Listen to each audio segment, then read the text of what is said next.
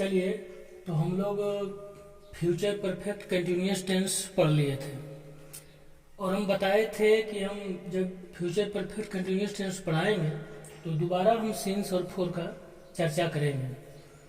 तो सिंस और फोर का जो मीनिंग होता है, उसका अर्थ जो होता है से होता है, लेकिन हम दोबारा फिर बोल रहे हैं कि सिंस और फोर का प्रयोग करने में थोड़ा सा कन्फ्यूजन पैदा होता है।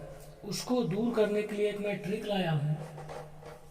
ठीक है, एक ट्रिक है कि देखिए, जहाँ संख्या के बाद, संख्या मतलब 1 2 3 4 5 6, जहाँ संख्या के बाद दिन आए, बरस आए, घंटा आए, महीना आए, सप्ताह आए इत्यादि आदि आता है तो वहाँ फोर लगता है। क्या लगता है? फोर लगता है। और बाकी जो बच गया शेष जगह आंख मूंद कर सिंस लगा देंगे। जैसे संख्या मतलब क्या हुआ? संख्या के बाद से रहेगा 5 दिनों के बाद, 5 दिनों से, 5 बरसों से, 3 घंटों से। 5, ये जो 5 है संख्या है कि नहीं? नंबर है कि नहीं? संख्या, अंक है, न्यूमेरिकल वैल्यू है, आंकिक वैल्यू है, आंकिक मान है।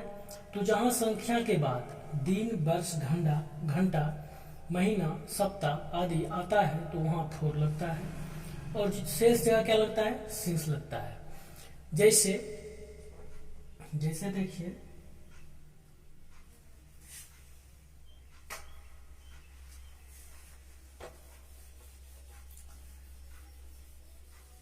जैसे मैं 5 वर्षों से, 5 वर्षों से गाता रहा हूं। क्या हो जाएगा यहाँ पर? 5 देखिए अभी नहीं, संख्या है कि नहीं? संख्या के बाद क्या है? बरस है। तो आई हैव बीन लगेगा। I have been singing,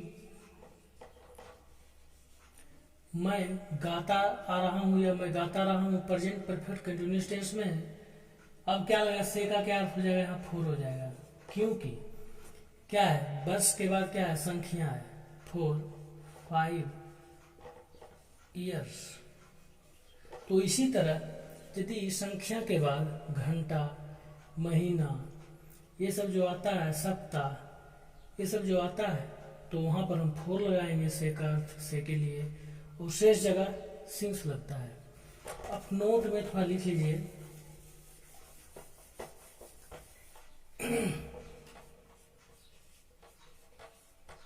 note में कि सिंस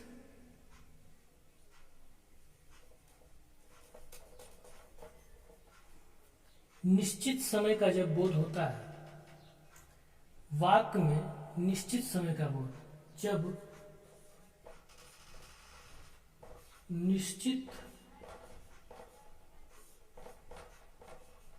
समय का बोध हो तो से के लिए सिंस का प्रयोग होता है। सिंस का प्रयोग किया जाता है। Note number 1।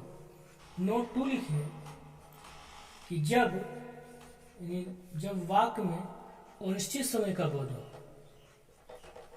जब अनिश्चित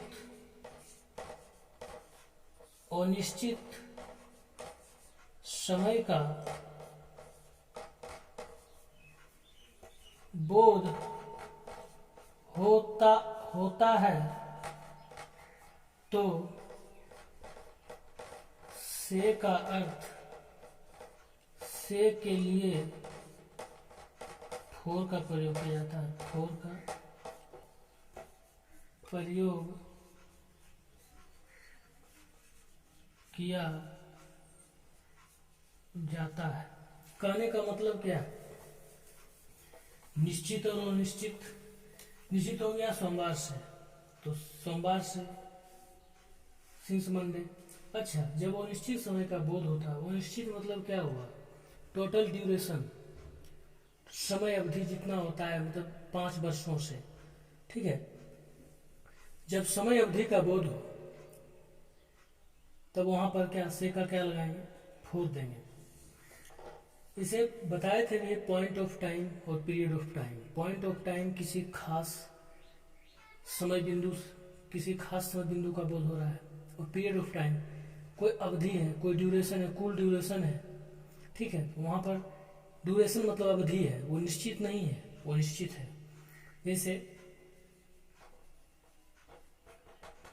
5, 10 महीनों से, ये अनिश्चित समय का बोध है। अब बोल दिया सोमवार से, इससे निश्चित होता है 1995 से, ये निश्चित है।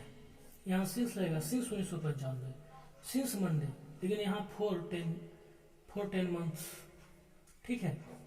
तो यहाँ तक, तो इससे ज़्यादा सिंस और 4 का प्रयोग कहीं नहीं होता है। वो ट्रिक जो बताएं वो ट्रिक याद रखिए और फिर प्रैक्टिस कीजिए, क्वेश्चन बनाइए, तो आपको खुद एक समय आएगा। मैं बोलता हूँ खुद एक दिन समय ऐसा आएगा जो कि आपको उतना अनुभव हो जाएगा कहाँ पर सिंस और कहाँ 4 लगता है। और कोई इससे ज़्यादा नियम कानून नहीं है, बस हो गया, ये बहुत काफ़ी हो गया, और कोई ट्रिक नहीं है। तो और प्रैक्टिस कीजिए, बहुत सारा किताब बनाइए, ट्रांसलेशन बनाइए, टेंस खत्म हो गया, बनाइए। अब हम वॉइस पढ़ेंगे अगले क्लास से, ठीक है।